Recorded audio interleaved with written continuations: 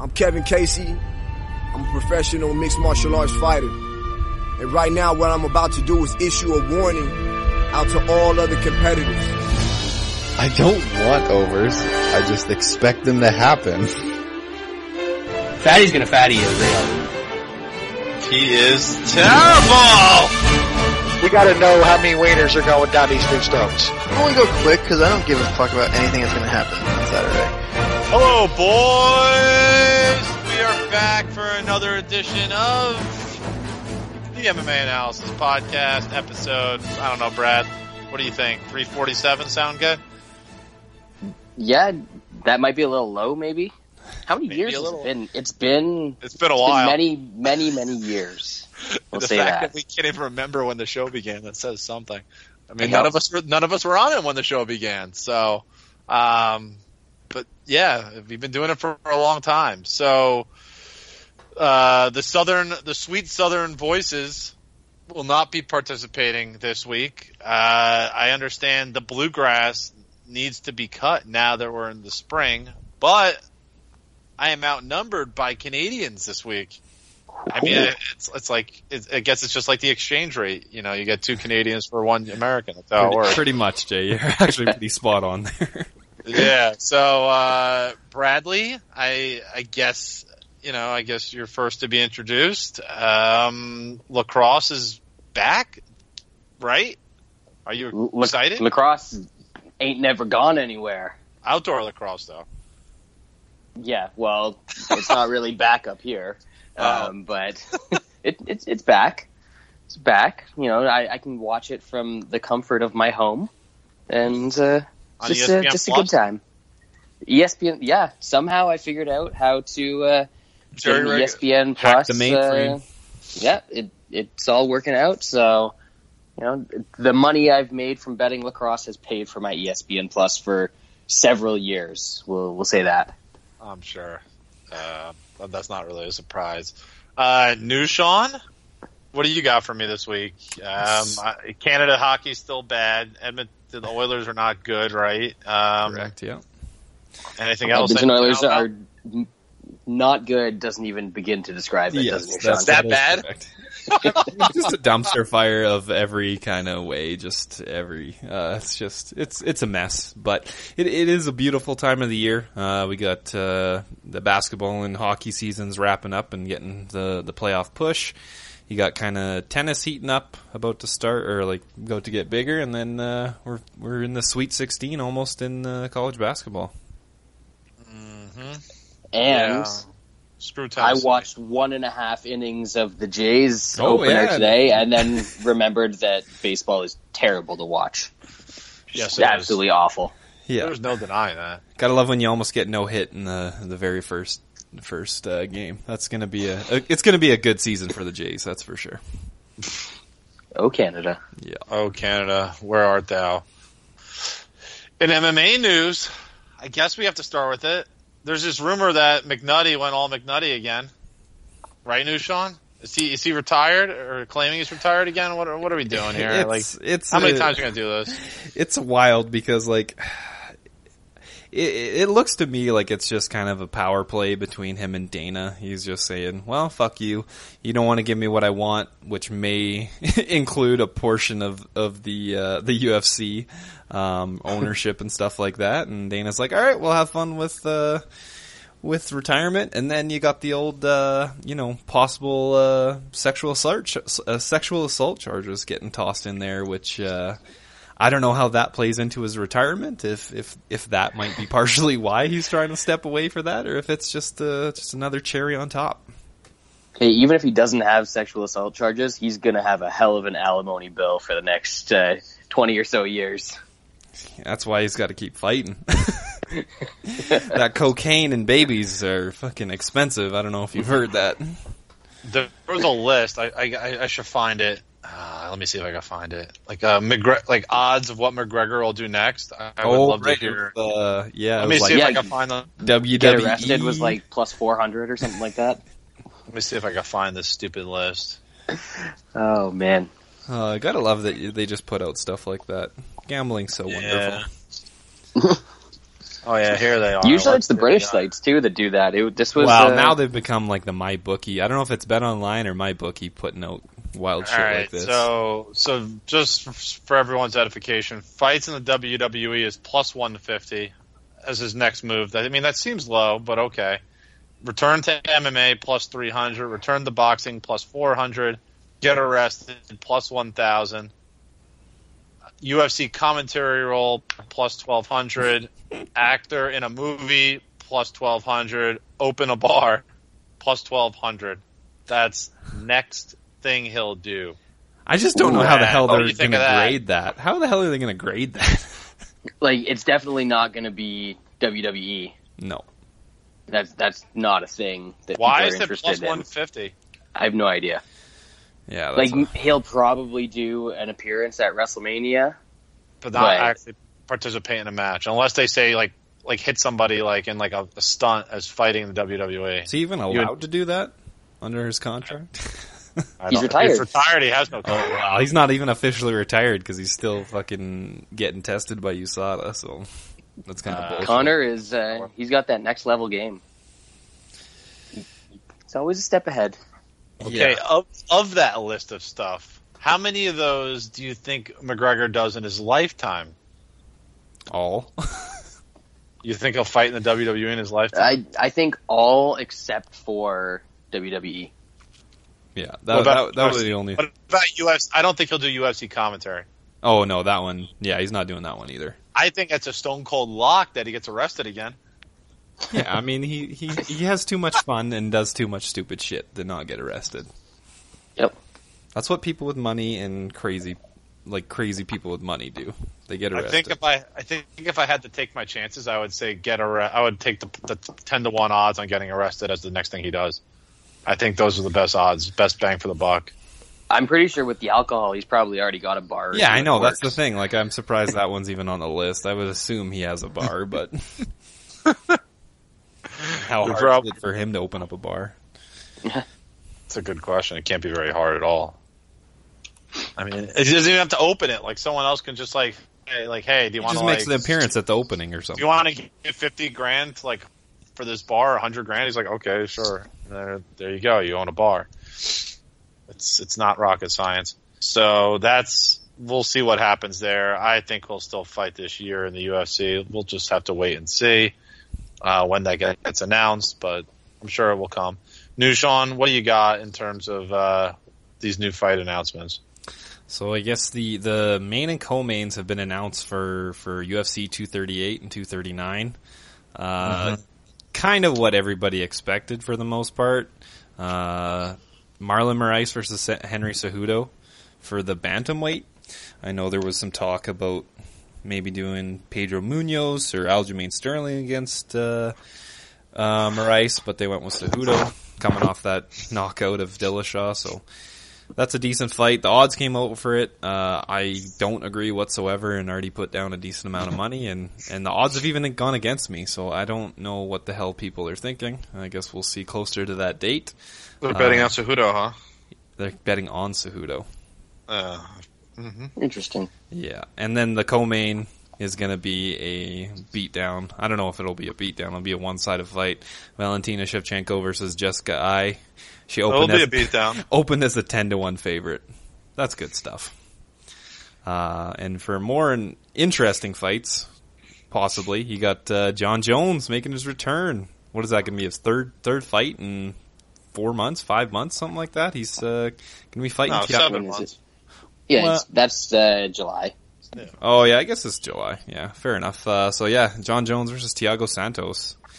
I know Wes wanted that to be next. We'll see what his puncher's chance gets him. I think it's just going to be a dummy. He's earned the opportunity to be. Yeah, I mean, there's nobody else. In the courtroom. It's light heavyweight. So either you throw him a fun knockout artist, or John Jones has got to fight a heavyweight. That's pretty much what it comes down to. And then the co-main of that will be Amanda Nunes versus Holly Holm, which is kind of the last chick that Amanda Nunes hasn't fought yet. So we'll see how that one goes. I think Nunes does well in that, but we'll see. I was really worried when I looked at the odds because they've got Jones and Santos in the second slot on that card. No. I was like, no. That's not. Stop that. You know. But they did the same thing with Ai and Shevchenko, too. I don't know what. When's the last time Jones didn't main event a fight card? Hey, all this is happening because they wanted Conor as a co-main. Is the last time Jones didn't headline a card was when he fought Ryan Bader? Let's see. I would have to go back into his record. That was the last time. But yeah, I think Vera and Shevchenko were both like Fuel main events or whatever, FX main events or something like that. Yeah, I guess it would be against Bader, because who was the main event on UFC 20? Yeah, that was Silva versus Belfort, so that was the last time he didn't headline a card. Oh, Silva versus Belfort, that fight card. Yep, that was the one where he fought Bader. After that, he's been the headliner. Wow. Jesus. Oh, with the one with the foot in the face, right? Yeah. Wow, that's a long time ago. That's like, what was that, 2011, 2010? 2011. February. There you go. Yeah, interesting. Yeah. Those all seem like pretty one-sided bouts. Yeah, people Okay, aren't really happy about the John Jones fights. Like, what are you supposed to do there? I mean, I guess people don't seem happy about any of the fights. Much shame on them, because I mean, what else were you? To me, anytime Jones fights, there shouldn't even be like anything. There shouldn't even be any sort of decent co-main, or you don't need it. Like, he's the best fighter in the world. Deal with it. Like we should be used to it by the boxing model now. Like, stop with this nonsense that we need to have these big fights. Like 5 fights on a card. Then you complain that the fights are watered down, or the events are watered down, because you put up all these great fights onto one card. There's nothing wrong with spreading them out. There really isn't. I think it's better to like stack cards that have a lesser main event. Yes. And have a little bit thinner when you have the big fight cards with Jones and McGregor and whoever, like those type of fighters, That's exactly right. But it's MMA, so people will bitch about anything, right? Yes, they will. In sad news, especially for Brad, did you hear who retired from MMA this week? I did not. Enlighten me. One of the Japanese GOAT number 9. Japanese GOAT. Teruto Ishihara. What? I must have missed that. Hey. I didn't even see that. Really? That is very sad. That man, he could have been a legend. It just it never happened. It never happened. If he knocked out Artem Lobov, he could have been a legend. And he lost a decision to Flobov. He got taken down like 5 times in the third round, but he had like a 6-month period, or like a couple of fights where he had a few early knockouts, and it was getting fun. Why would he retire? Why doesn't he just get like cut? I'm assuming he got cut. Why would he just not go fight for One or Ryzen or whatever and just crush cans? Because apparently that road to UFC, that Japanese tough kind of show they did, was pretty popular over there. Oh, really? Yeah. Like, nothing close to when MMA was actually a thing in Japan, but, some people saw him. I heard he's pretty popular in Japan, so I don't know. I believe it. Yeah, so. One thing I've never understood, or tried to, just don't understand, is how popular One really is. I have no freaking clue. Oh, no idea at all. I've tried to understand it, and I really don't. Like, I don't know. Is it popular? Is it not popular? I don't get it. It's not. It's just completely not a North American thing. So it's hard to judge what it is in Asia. Yeah. I would say it's kind of similar to like the very early days of Strikeforce, when they used all guys from that local SoCal region, and they were popular in that region. They're just smart about having a bunch of different guys, and they use them when they go to like Malaysia or Philippines or whatever, and they get some good crowds that way. That's what I think, at least. But I don't know. Good to know. Okay. Well, should we move on to last week's card? It was a bit of a surprising ending, but everything else was kind of, for the most part, straightforward, I think. Yeah, this was not a top. This was not an 8 out of 10 type of event. That's for sure. I kind of feel bad for the guys that went, but they knew what they were getting into. Yep. First fight of the night, Jordan Espinoza. I think he came from the Contender Series. Beat Eric Shelton, which somehow was a wide decision, but really should have been a split decision. I feel like Eric Shelton's the king of losing close decision fights. He might take that mantle. Saying that it should have been a split decision doesn't make any sense. It should have just been a closer, like there was two 30-27s, but you're saying it should have been like 29-28, and who knows, there was a couple of coin flip rounds. Yes. Because like if you felt that Espinoza won, then all of the judges are reasonable to also feel that he won. Just felt closer. We just know how it works. And your boy Shaps made it to the semifinal. 2 Canadians. Oh, I still don't get it. Beautiful. What is going on with this Canadian Renaissance in tennis? I'm not sure I can handle this. How are Americans doing in tennis right now? Is John Isner still leading the charge? Oh, he did okay this tournament for a while. Anyway, we got Chris Gutierrez taking out Ryan McDonald. Man, there's only one word to describe Ryan McDonald. Just one. Terrible. Can crusher extraordinaire. He is F-level terrible. I mean, if we had a show last week, I could have told you guys this because he's from the Midwest. Mm-hmm. Yeah. He's got that padded record. You knew he was going to be real bad. He's not good at MMA. Yeah, he's like I said, can crusher extraordinaire. Who was the best? The best one of those was like Jason Gilliam.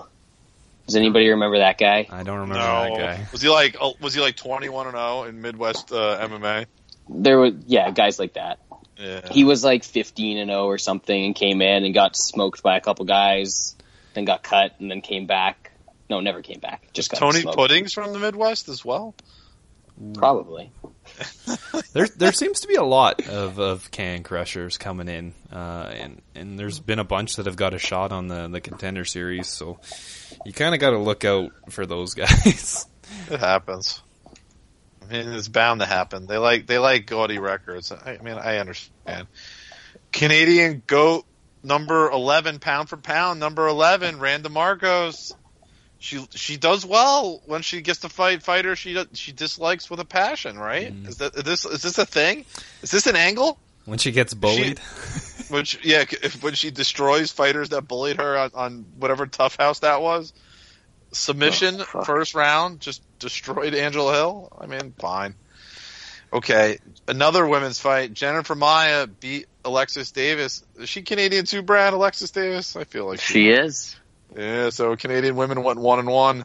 I guess she'll have to go. She went down to the Canadian pound for pound, down into the mid-teens. Sad times. Very sad times. And I don't know how I'll cope. Cry myself to sleep. In unrelated news, Frankie Saenz. This could be the end of the road. Marlon Vera TKO. First round. Not a good inside look. of 2 minutes. Not a good look.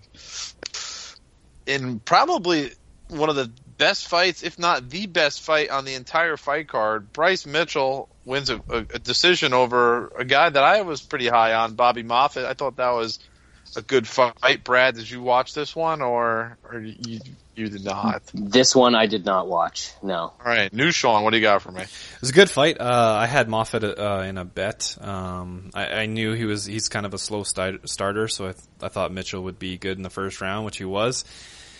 Moffitt just made a brutal error in that third round. He seemed to be coasting to a good decision, and then he just went for something that was unnecessary. Ended up on bottom, and that's all she wrote.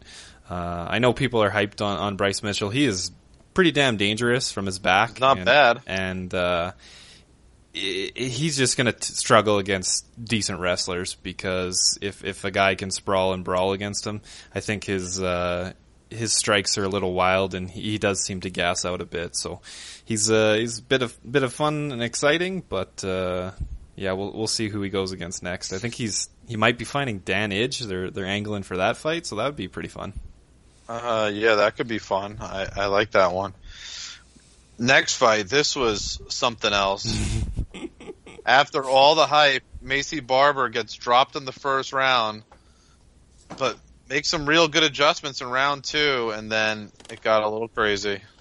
Knockout, TKO, second round.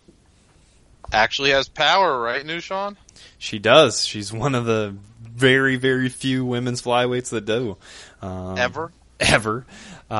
We saw how green and just not. I don't know if it was just bad fight IQ. I kind of expected Barber to take Aldrich down here and smash her on the ground. I don't know if she was just testing out her improved in quotes striking, but she got lit up pretty good in that first round, and then. But the thing is, she'll be able to get away with something like this because she has that power. JJ Aldrich has some clean strikes, but has no power like most chicks. So just got crushed in the second. Kind of expected this. Brad, any thoughts on Maycee Barber? She seems like she's a female fighter that has some athleticism, so she's going to go places. Yeah, and I think she's one of the rare female fighters that when she senses that she can get a finish, she actually goes after it and does it. Definitely has, the nose for blood, so to speak, and that can get you pretty far in this weight class. Luis Bob Ross Pena beat up Steven Peterson, and at this point, Steven Peterson to me is just a punching bag. Brad, do you agree with that assessment? Yeah, he usually, well, I guess not usually, I'm going to say he used to make for really entertaining fights because there seemed like at least the possibility of offense coming back from him to his opponent, and that just seems to be less and less of a possibility every time out there for him, so probably best to cut ties at this point. Yeah, Nushan. Yeah, he's just one of those guys that's going to stick around in fights just because of his crazy chin. This was a tough matchup just because Pena's so long. He would get hit, take a couple, and then he would try to throw back, and Pena's gone because he's just so long and he can fight at distance. Against certain guys, Peterson can work and do all right, but yeah, this was definitely not the case. Still don't know how good Pena is. I know some people are high on him, some people are low on him. I'm just unsure at this point. He's a fun guy. He's got some crazy hair, and that's about it right now. You know what? I'm fine with not knowing, though. I don't mind him seeing in these sorts of matchups. So. Yeah, I mean, it's a good test. I mean, Peterson's a guy that, like I said, he's not going to go away, so you're going to have to, pace yourself and keep the fight at distance. So it's a decent test. It's a slow build after Pena's first loss there. Yeah, there's really not much you can learn from this fight because Peterson gets hit by just about everybody, and he's kind of like Frankie Edgar. Like the first second he gets hit, just like scar tissue opens and there's blood everywhere, and it changes everything. But I mean, he had some weird moments in this fight too. Bob Ross, he got taken down. He's not amazing. I mean, he has some offensive skills, but man, it's nothing special in my opinion. And Tennessee's coming back on Purdue, so there's always that. Interesting games going on. Let's move on to the next fight. And man, I'm an idiot. I really me too. am. I was really thinking ahead of time. I had Formiga ranked above Figueiredo, and I kept thinking, what am I missing? I was thinking Formiga. Eventually, Formiga's going to crack. But man, he's become like super reliable. Just fights really smart. Just fights really smart. Wins rounds. He's a point fighter, and he's pretty darn good at it, right, Brad? Yeah, he's the best flyweight to never fight for the flyweight title. He really is. He's been what, a top 5, 6 flyweight since before the division even existed. Yeah. So we're going back, 7, 8 years here? I mean, that's pretty hard to do in a weight class that's predicated on speed more than any division in the sport. And it's fairly competitive. Like, there's a lot of decent guys with pretty good striking and grappling and stuff like that. It's tough to look good against a lot of guys in this division. He just keeps coming out on top. I bet Figueiredo there. I thought he was going to be able to catch Formiga, and Formiga just shut him down. Was able to do all right in the stand up and then get it to the ground when he needed to. How dumb is that red stripe he has in his hair, though? How dumb is that? That's Brazilians. Brazilians are weird. I feel like he's like what is it? A flamenco fan? Is that the big flamenco? soccer team? Yeah, the Rio team. They're red and is that black. What it is? Right? I don't know. They're red and black. We'll go with it. Fine, we'll allow it. We'll allow it. Canadian pound for pound number 6. Ugh. John McDessie, another win over a no-name fighter. Because has there been a guy who's fought more no-name fighters in UFC than John McDessie? I just want to look back. I think he's just really smart about accepting fights against guys he knows are going to get injured. Wow, he wasn't he supposed always to fight gets this guy. He was supposed to fight a guy No. who's probably going to crush him, and then he's just like, well, all right, I'll fight a no-name guy again. He accepted that fight, the original fight, because he knew that opponent that he was going to lose to was going to get injured, and then they would have to find a shitty late notice replacement. Yep. I'm telling you, John McDessie's always got one eye on you and one eye on the wall. He knows what's going on. That's for sure. Man, his first fight in the UFC was December 11th, 2010. Wow. Against something called Pat Audenwood, who I've never heard of. Yeah, so his wins in the UFC are Pat Audenwood, Kyle Watson, Sam Stout, part-time porn star Darren Cruikshank. Yeah. Renee Forte. No, Renee Forge. Renee Forge. Oh, sorry, Canada. Renee Forge. Shane Campbell. Mehdi. Bombs over Baghdad. Abel Trujillo. Ross Pearson. And Jesus Pinedo. I mean, isn't Jesus Pinedo like a baseball pitcher for like the Seattle Mariners? For sure. Yeah, that sounds like it. Utility guy comes off the bench. You know? Hustles. Fields well. Yeah, I was hoping. I wanted to see that Hack Brass fight because I was definitely going to bet Hack Brass in that fight to finish McDessie, but we'll see. Oh, I like Hack Brass. Yeah. He's pretty good. But yeah, this was like the only fight I didn't really pay attention to watch. I just did not give two shits about it. Mm-hmm. No. I don't know how this is just still here on this card. Why did they have this fight? Like, who is this guy, and why did they need to have McDessie fight him? I don't get it. Well, because two guys fell out at the last second, both in the same weight class. So they're like, fuck it, we'll just put their two guys that they were supposed to fight against each other now. It's sick, dude. It is sick. Co-main event. Man, yep. This is probably the fight I called wrong worse than any other fight all year. I mean, I've thought some fighters would win, they get knocked out, but this one wasn't even close. There was nothing about this fight. This was like a Khabib beating. Knew what happened. Justin Willis couldn't stop a takedown.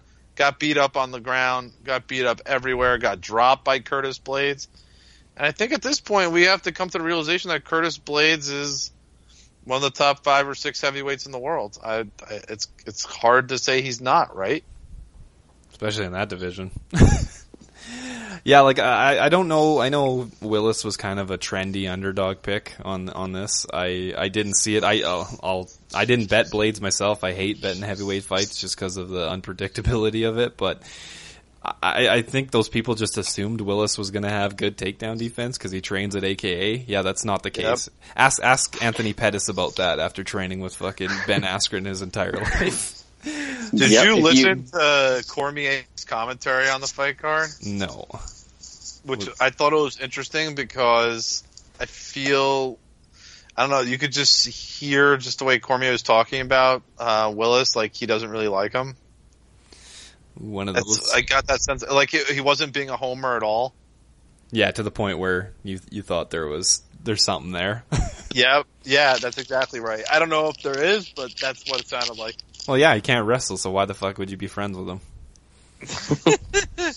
Cormier's like, well, you're useless to me. You can't even try to stop a takedown against me. You're a useless training partner. I think Cormier knew that he couldn't stop a takedown. Yeah. Well, I mean, he should. Yeah, it was interesting.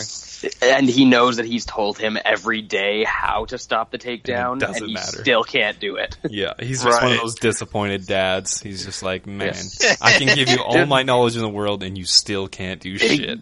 It's true, though. Like, Cormier loves coaching even more than he loves fighting. Like, coaching wrestling and all that sort of shit, he loves that. So the fact that he can't get through to this guy has to just eat him up inside. It really must. It must drive him fucking insane. Wow, Tennessee tied the game. Beautiful. Sick. Beautiful is right. Keep going.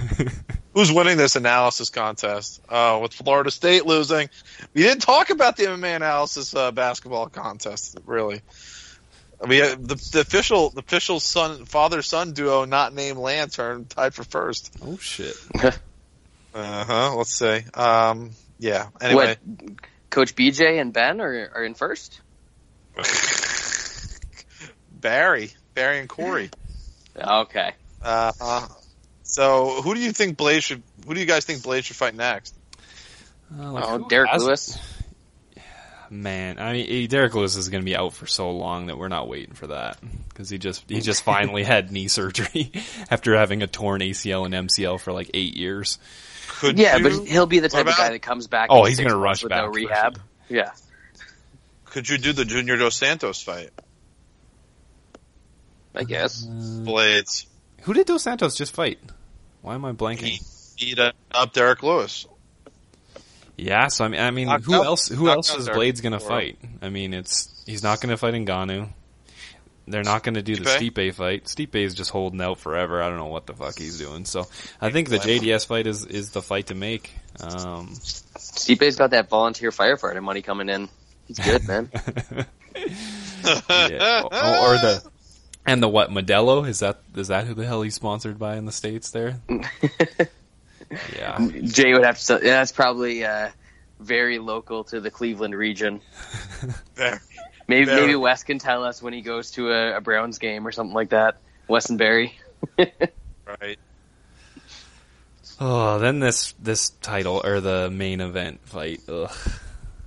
I mean, if you bet Stephen Thompson, you can't blame people. You really can't. He dominated this fight for 9 minutes and 40 seconds. And then one dumb punch, and that was it.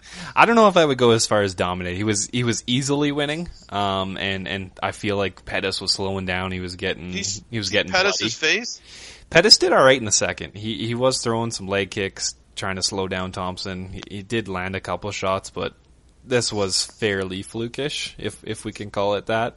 I know people talk about Stephen Thompson getting dropped and stuff like that, but how often does Anthony Pettis actually drop people with a punch to the face?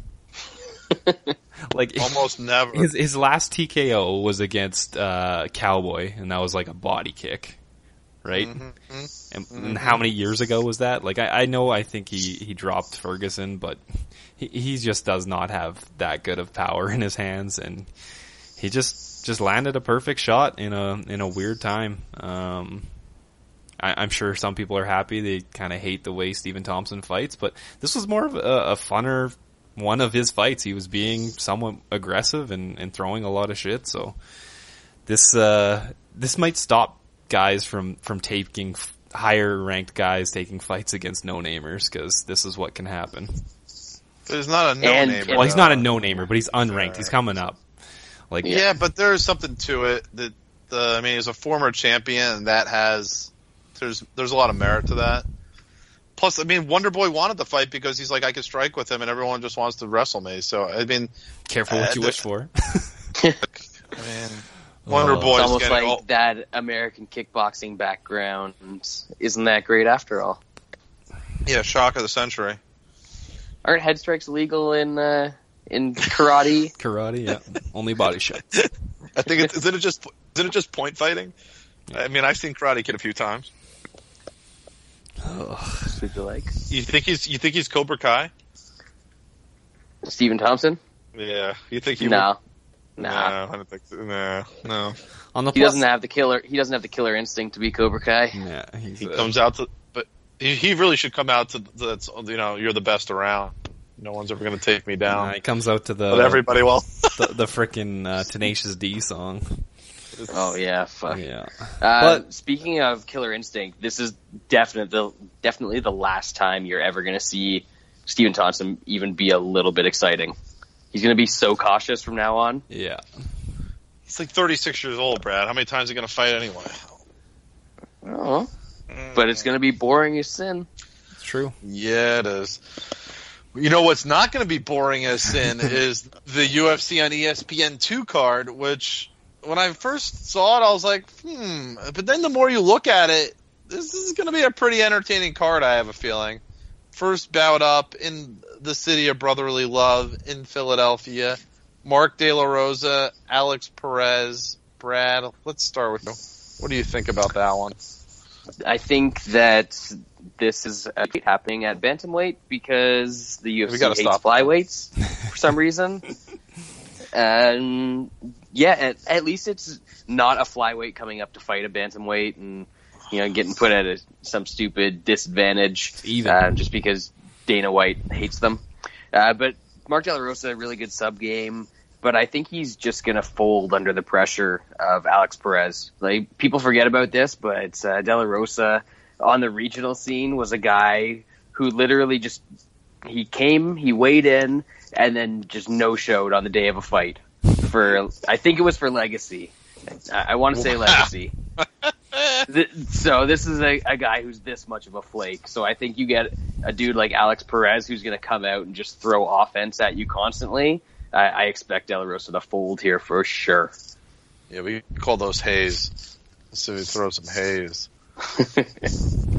Yeah, what is De La Rosa's record in the UFC now? Oh, it's 2-1. Anyway, Nushan, thoughts? Yeah, he was supposed to fight our buddy Steven Peterson, and then he just no-showed it at Legacy FC 61. There you go. I don't blame him. A lot of blood. Steven Peterson was just going to be a punching bag and then probably knock him out. But right. Yeah, I definitely side with Alex Perez in this fight. A bit worrisome coming off that pretty good beatdown by Benavidez. I don't know if that is going to make him a little more tentative to bring it to De La Rosa. But like Brad said, I think De La Rosa probably just folds with the pressure of Perez, so I'll pick Perez. Brad, do you know that Alex Perez's first win in the UFC was against our favorite fast food fighter? Do you know who that is? Oh, nice. Carl's Jr. Dave Thomas. My boy. The Anaconda. Franchisor of the Philippines. He gave him the BK broiler. Mm-hmm. Yeah, just saying. So I got Alex Perez as a C, De La Rosa a C-. Perez I just find to be a better athlete than De La Rosa. I like De La Rosa's just mentality for fighting. I think he's a very smart fighter. Usually comes in with a really good game plan. And he's effective. I just think that can get you to a decent place in the UFC, but once you start the middle of the division and closing in on top 15 of a weight class, it's to get you just a better athlete, a better finisher, and that's the difference here. So I'm going to take Alex Perez to win. I don't think he's a 3.5, which is where it is 5 at some books, as 20 at others. I don't think that's definitely a bit of a stretch, but he is a deserved favorite, and he should be a moderate favorite in this bout. Second fight on the prelims, we have. Nope. Oh no! Nope. I will not talk about this. I put Ghost of Who's on? Distance. Oh. I put Ghost of Distance in a parlay. Hopefully nothing happens in this fight, and maybe then they'll think about canceling women's fights or this type of women's fight because these chicks are terrible. Don't mention that name. Nope. What are you talking about, Nushan? Sabrina Mazo. Don't say the name, Brad. A 6-0, 22-year-old prospect she's coming to change the game out of Muay Thai Medellin. Medellin. Ooh, she'll be in. I'll say Sabina Mazo, but I will not say the other fighter. She's an absolute can crusher. Nothing wrong with that. The chick that she just beat is 7-3, but to get into the UFC, her last 4 fights, that chick, she's went 2-2, and the 2 wins are against chicks with 0 wins. The chick that she fought before that is a 3-6, and the chick that's is the crazy, like, that Shannon Sin girl. Yeah, have you seen her Sherdog picture? If you want to scare, like, look her up. I haven't heard of this one. Absolutely. Do I want to waste my time? It's a. What is her name? It's Shannon Sin. And no, it's not a porn name. Savannah Sin? No, Shannon. Oh, Shannon Sin. Okay, let me look this up. Don't get too scared, Jay. Sin, S-I-N? S-N-I-N. 2 N's. Yeah, double N. S-I-N-N. Uh-huh. Yeah. See the Sherdog picture. Whoa. It's terrifying. I'm not sure what to say to that. Is it like, is she a case of fentanyl? Like, what is that? Oof. Yeah. City. So, moving on. Yeah, definitely moving on. That was a bit too much time. Yeah, that's a scary picture. I might have nightmares now. Oh yeah, I will not mention the other fighter. I said I would never mention that name on this show ever again. Ray Borg and Casey Kenny. This is also at bantamweight. Is this a hit? Is this the end of the road? Well, we know Ray Borg doesn't want to cut weight at the best of times, so he was probably happy to get that. He might miss. Are we assuming that's that's it? You never know. There's a couple fights that are still booked at flyweight, so they'll run him out until everybody loses, and then they won't re-sign them, or they'll make them go up to bantamweight. I mean, if you're going to have a flyweight move up and fight, I feel like there's no winning situation. Either wins the title, and then what's the point of having the flyweight division? And then if he loses, you can't have him really go back and be the champion after he lost. So it's like, I don't know. We've done this before. Yep. All right, Brad, I'll let you start here since you're the expert in these little guys. These new little guys. Some of them came up when I was watching, but Ray Borg is still a very good fighter. I think that we're all pretty safe in saying that. And Casey Kenny had some success against decent guys on the regional circuit, some of whom I've actually seen. But I just don't see where he has an advantage in this fight. I think that Borg's going to be better wrestler, better scrambler. He's going to be quicker. I don't really think there's a lot to worry about for power on either side. So I see Ray Borg kind of doing top position, lots of passing, decision win. Maybe a sub later on. Right. Okay. New Sean. Yeah, I don't have much more to add. I think Ray Borg, even though these guys were both flyweights, I think he'll be the bigger guy. He's gonna not have to cut weight. Who knows? He might miss weight. You know how things go when guys move up in weight. But I think he's just a better guy. We'll see what Casey has in his UFC debut. Okay, I have Ray Borg a B+. Kenny, no grade yet, but figure he's somewhere in the D+, C- range from what I've seen. Kenny was decent in the Dana White Contender Series. Not a finisher really though. Borg, way better athlete, way faster, way more dynamic, better puncher. This to me is a blowout. It really is. I mean, minus 300 almost seems criminal in comparison. I mean, you're saying that Alex Perez is a bigger favorite over Mark De La Rosa than Ray Borg is over Casey Kenny. Sorry, not sure I understand that. Really don't. So I'm going to take Ray Borg here to win. I don't think he'll finish. I think this could just be a dominant decision based on power takedowns. Okay, next bout up is we're back on the televised portion of the card. The last 10 bouts will be on ESPN in the United States. First one is middleweight. We got Kevin Holland going against Gerald Brad. Gotta love the Meerkat. Gotta love him. Kevin Holland, you guys were talking about him before the show. As I admitted then, I have no idea who he is. You guys said he was a good striker. I see that he's probably got some holes just looking at his game and the guys he's lost to in the past. And I don't think I can bet it because I haven't really looked at it enough, but Meerkat by submission. All right, Nushan. Yeah, I think this one's fairly simple. I think if Meerkat's going to win, he's going to get Holland down early and sub him. If he fails to do that, in most Meerkat fights, Holland's going to just take over and probably knock him out in the second. I put doesn't go to distance in a 1 unit parlay. I will side with Kevin Holland somehow surviving and knocking him out later. Okay, and I have Meerkat a D+, Kevin Holland a C-. Meerkat absolutely can win this fight. I'll say that. If he gets Holland to the ground, I think he could sub him. The problem is we've seen Meerkat get punched and hurt on the feet a few times now, and I think he's going to struggle with Holland's length. Holland's big for this weight class. He's got pretty good power.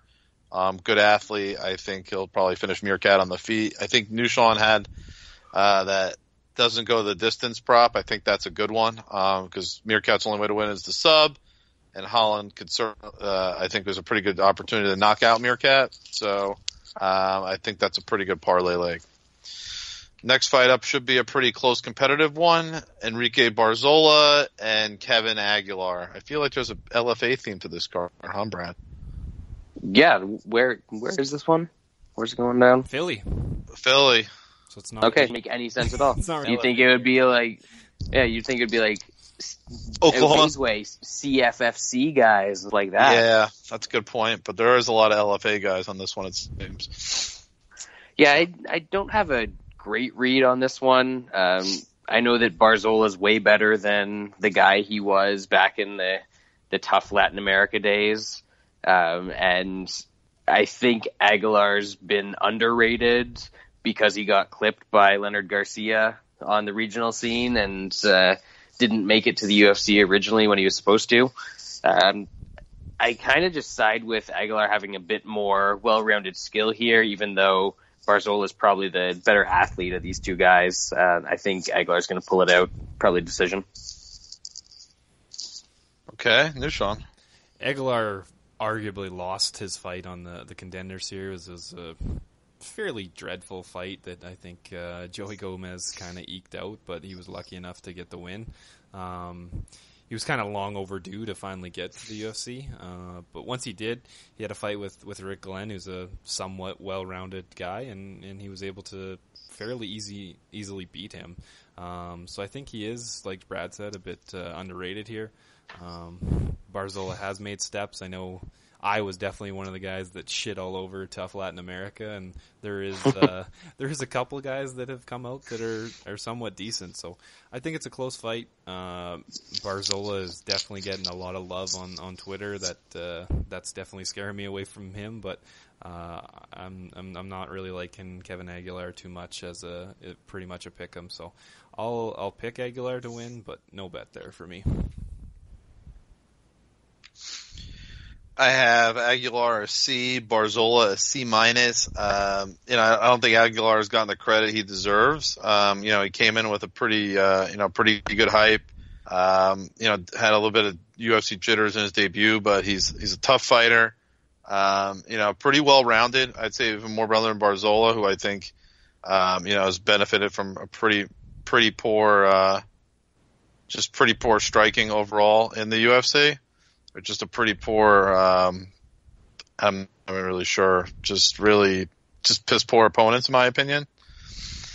So I'm going to take Aguilar here. I do think it's going to be close. It's going to go to a decision, and we'll see ultimately how it goes on fight day.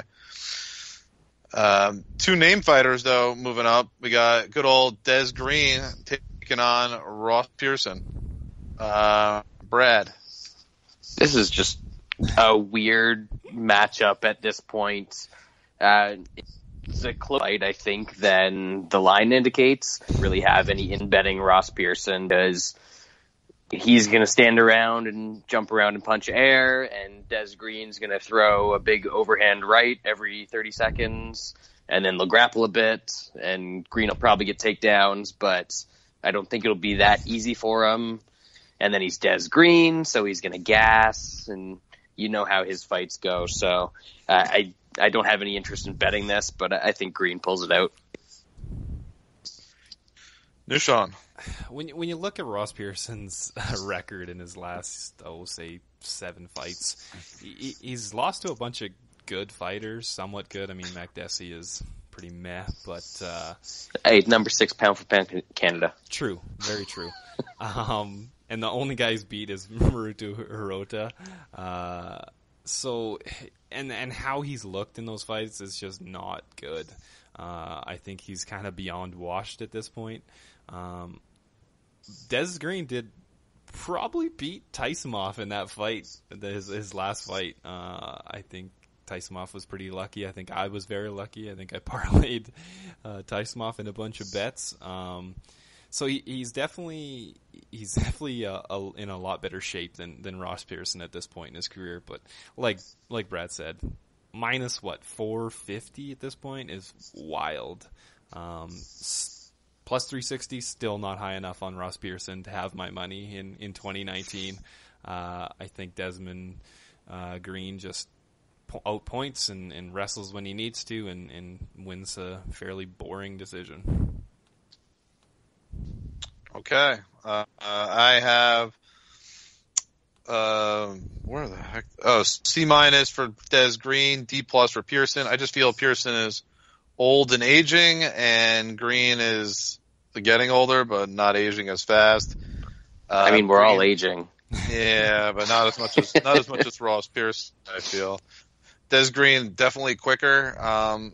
His problem has been volume on the feet, though. Pearson will give you volume, but I definitely could see Des Green taking down Ross Pearson throughout this fight. He's a way better wrestler, and I think he'll score some takedowns, and that'll be enough to win a decision. He really shouldn't have too much difficulty with Ross Pearson here. The line is a bit crazy, though, 4.5 to 1 on Des Green doing anything. Something he rarely finishes, in my opinion, but yeah. Goes the distance is minus 365, by the way. That is so weird. So weird. Anyway, Marina Rodriguez taking on PED, questionable PED-ness, Jessica Aguilar. Are we going to get sued for me saying that? Don't know. Remember when Aguilar... Yeah. I don't care at all about this. No one does.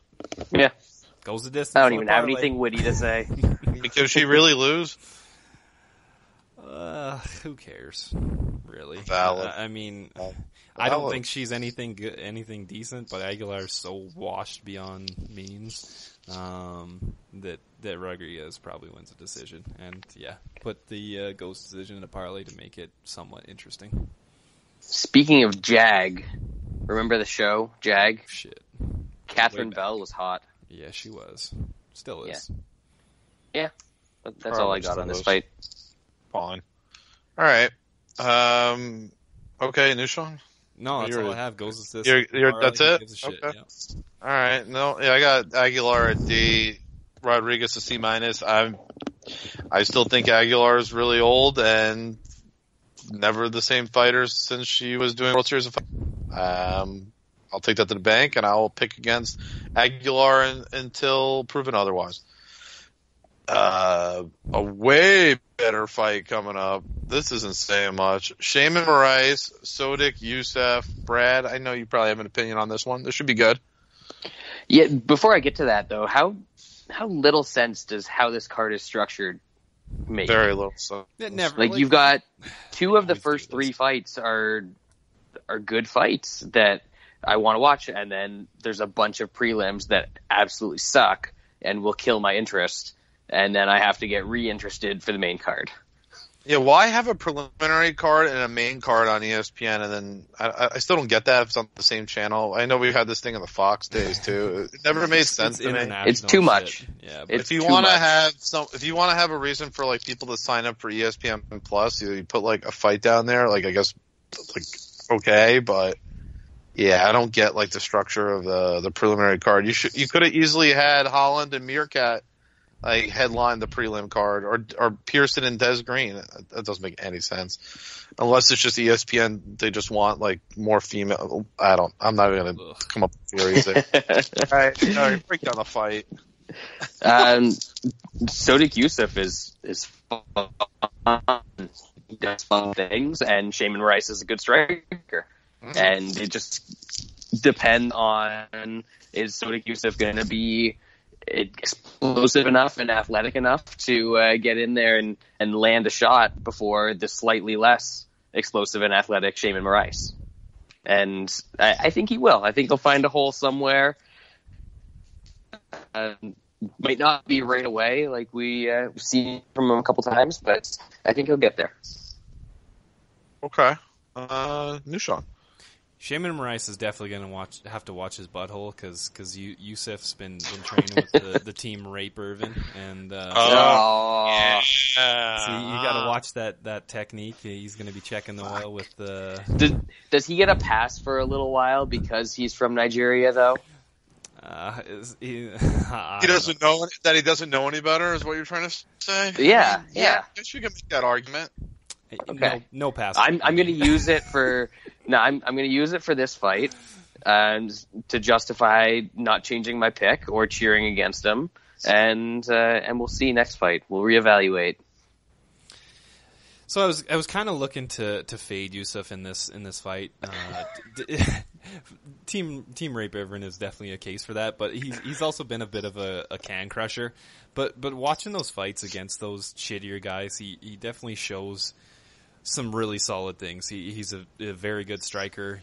He has those just nasty calf kicks that can just ruin a guy's leg in just a couple kicks.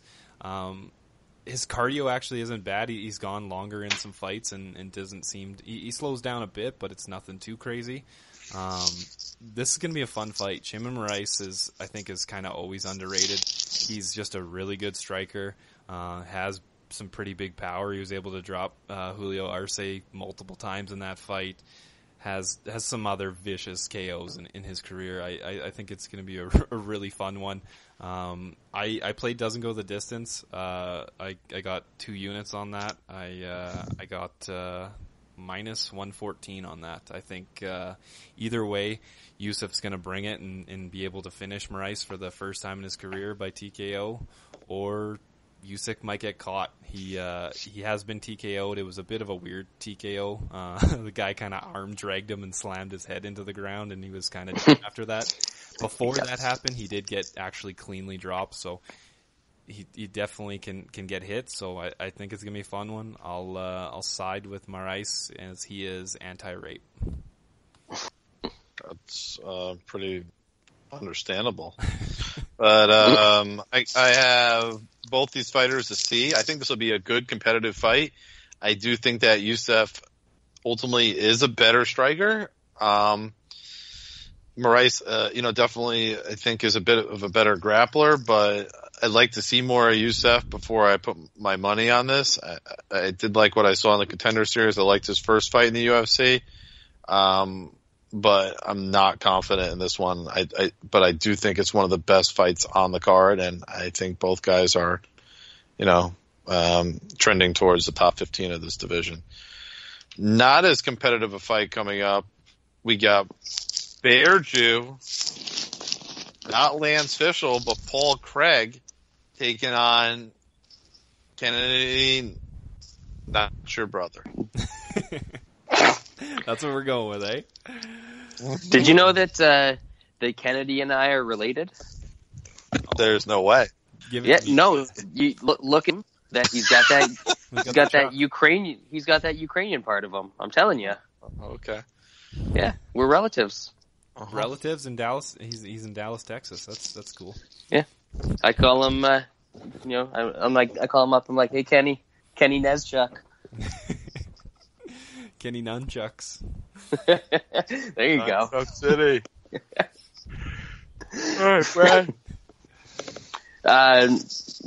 My relative Kenny Nunchucks is he's gonna go out there and he's gonna throw some stuff against Paul Craig, and we see that Paul Craig is not very good at getting out of the way of pretty much anything, and unless his opponent is willing to dive headlong into a submission, he doesn't really have ways to win fights. So I don't think that's going to happen here, and he's probably going to get beat up. But shout outs to the time that I think it was Dougie and I met one of his training partners and friend Vegas. Interesting, that's for sure. Right. Okay. Sean.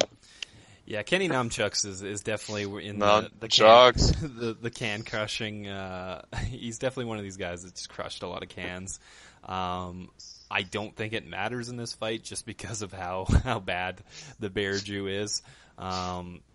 He really should be 0-4 in his last 4 fights.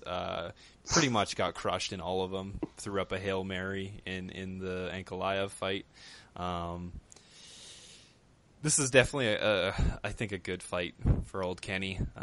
He should be able to put the Bear Jew away fairly early. He's got a lot of first round finishes, and I just don't see that stopping here. Bear Jew just so hittable. Yeah, the Bear Jew's a D-. Iguana's probably a D+, close to a C-. And Nushan really nailed it. A lot of first-round finishes. Paul Craig gets hit. He doesn't have anything to offer on the feet. Yeah, I think Bear Jew gets finished. I really do. Let's move on. Too much time on the Bear Jew. Again, I'm surprised this isn't the co-main event, because now known as the Polish Princess, Karolina Kowalkiewicz taking on the karate hot Michelle Waterson. Brad, thoughts on this one?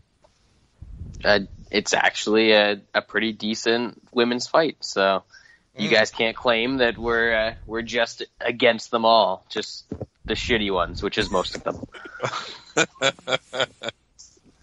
I think this is going to come down to Waterson likes to bounce around on the outside a little too much and look for her spots a little too much, and there's going to just be too much volume coming back from the koala.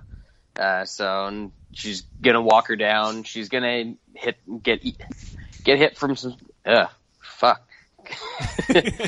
get hit with some stuff. There you go. There we go. But generally just land more offense and have that visual of being the one that's coming forward. Okay, Nushan. Yeah, Koala Bear is just going to be more active. She uses her reach pretty well. Waterson, she looked all right against Felice Herrig. I know I was a bit shocked in that fight.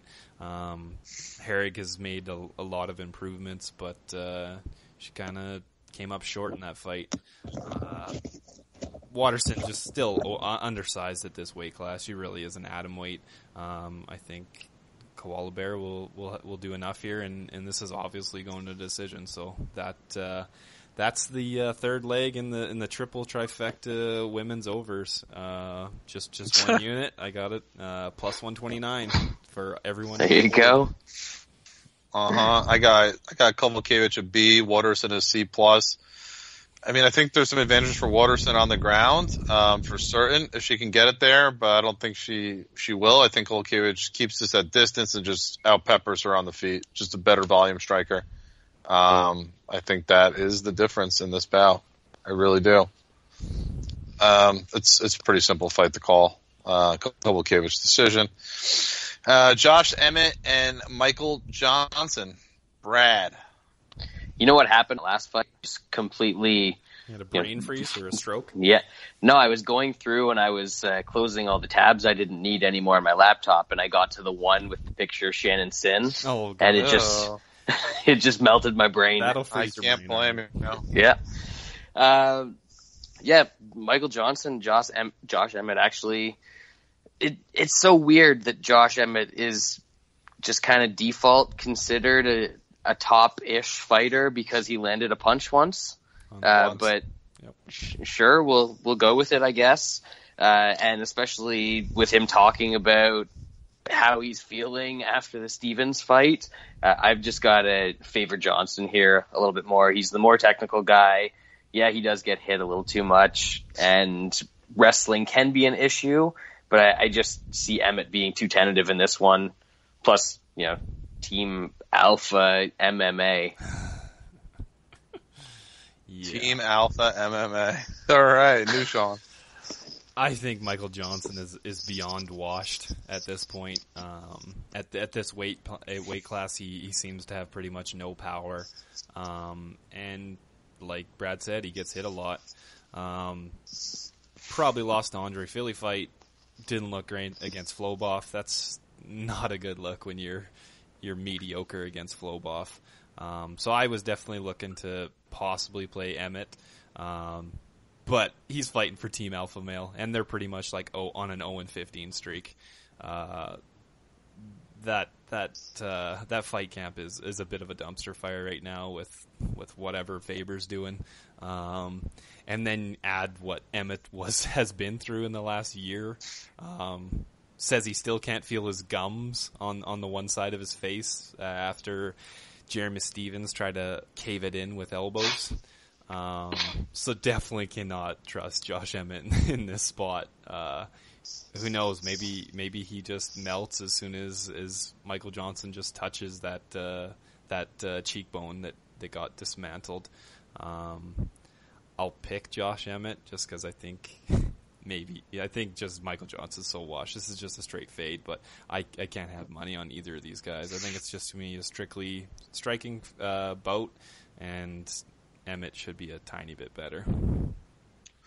Yeah, I got both guys at B-. I think this is one of the most competitive fights on the card. I think both guys will stand in the pocket and try to strike.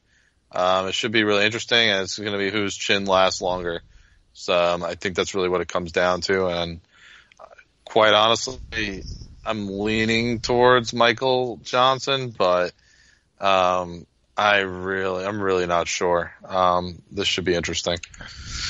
Co-main event, David Branch, former, what was he, PFL GOAT or World Series of Fighting GOAT? WSOF. Yeah. Champ, right? Woohoo. It's no coincidence that he leaves WSOF and they just fold. They just disappear off the face of the earth. Completely changed as a company. Yep. That's a good point. That is a good point. Total shit show. All right, Brad, thoughts here? I like the WSOF champ. I think he comes out and Jack Hermanson's gonna come at him with offense. He always comes forward. But the thing with Hermansson is after he throws offense, he always just crashes right into the clinch. And I don't think that he's got any sort of advantage there. He's going to get out-grappled by Branch whenever they start grappling. And I just think it's going to be a whole lot of that until maybe there's a finish if Hermansson gets tired enough. But Branch definitely wins a decision if that doesn't happen. Yeah, new Sean. Yeah, I think this kind of goes two ways. If Hermansson's going to win, he's got to do it early. Definitely has that big pressure, that big rush at the start. And if he doesn't get it, I think Branch walls and stalls him, tires him out, takes him down. And I think Branch could even get a sub in the second or the third. Hermansson just kind of goes for it. If he doesn't get it, then he's kind of fucked. I know he has some decision wins, but for the most part, he's make it or break it. And I think Branch is kind of just underrated here. People love seeing these, early finishes and stuff like that, and I think that gets them people to bet on them. And I think that's kind of lowered or made Branch the dog here. He's just a more experienced, smarter fighter. He is coming off a TKO loss, not great that way, but I think he's just gonna be able to survive the early onslaught and just kind of take over and eventually get a sub or a TKO finish in the second or third. I actually put the doesn't go to the decision in the parlay with Holland doesn't go to the decision for 1 unit at plus 110, and the pick is definitely Branch. And if the line creeps up even just a tiny bit more, I'm gonna have to play him as well. Okay, I have Branch a C+, Jack Hermansson a C. Again, this should be fairly competitive, but I feel Branch's experience, vision, and on the ground. His submission game is way stronger than Hermanson. I like his work rate as well. I'll take the more experienced fighter and the better fighter to win this bout. I'm surprised he's the underdog. And that makes it 3 for 3. And our consensus bet of the week is good old New York boy, David Branch. Dushan, what are the odds on that right now? You can get it anywhere from plus 105 up to plus 110.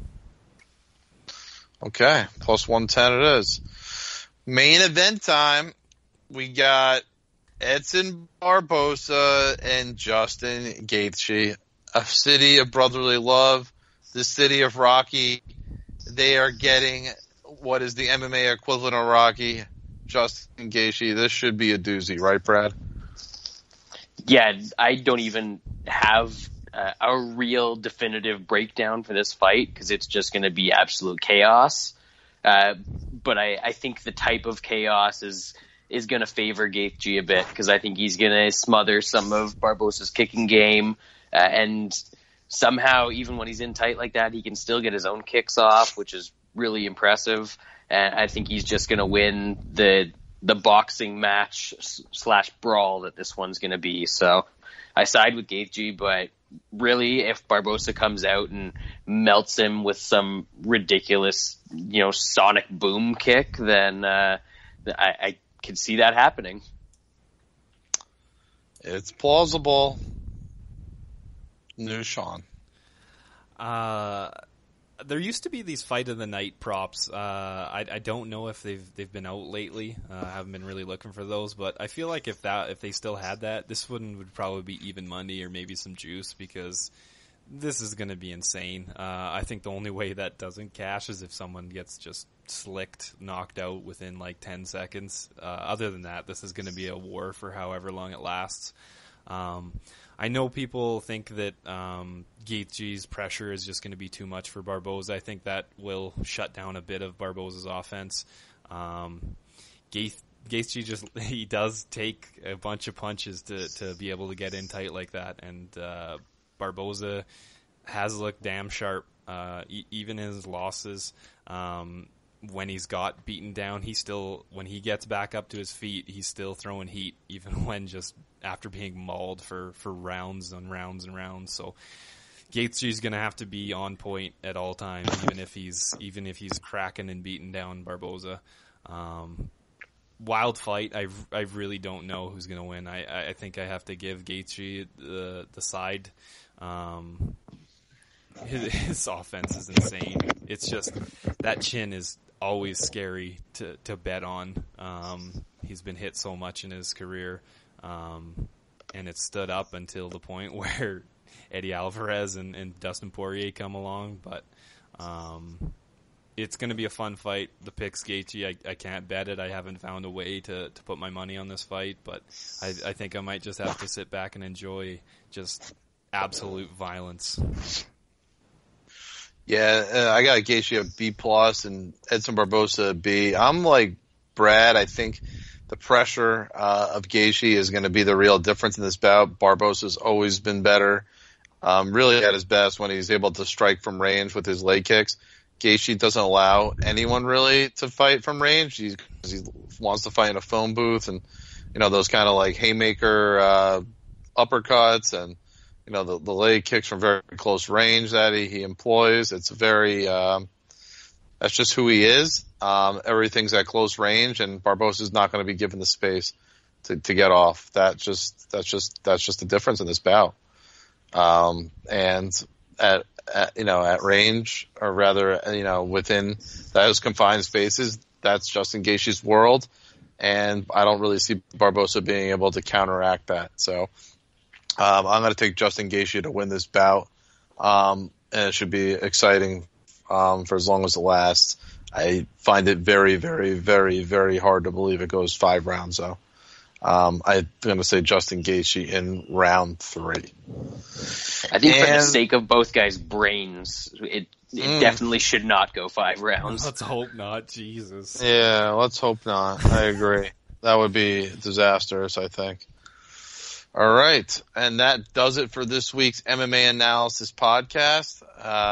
The rare week off next weekend. Yeah, and then we're back with pay-per-view? With the double accurate? Interim belt pay-per-view.